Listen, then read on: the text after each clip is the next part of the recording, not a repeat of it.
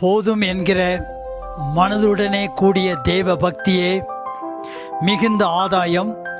உலகத்தில் நாம் ஒன்றும் கொண்டு வந்ததில்லை, இதிலிருந்து நாம் ஒன்றும் கொண்டு போவதுமில்லை என்பது நிச்சயம். உண்ணவும் உடுக்கவும் நமக்கு உண்டாயிருந்தால் அது போதுமென்று இருக்க கடவோம்.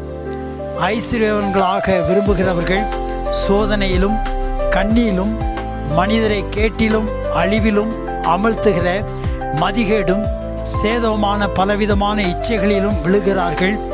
பண ஆசை எல்லா தீமைக்கும் வேறாயிருக்கிறது.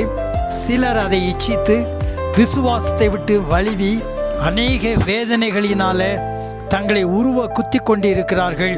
நீயோ தேவனுடைய மனிதனே, இவைகளை விட்டு ஓடி நீதியையும் தேவ பக்தியும் விசுவாசத்தையும் அன்பையும் பொறுமையும் சாந்த குணத்தையும் அடையும்படி நாடு.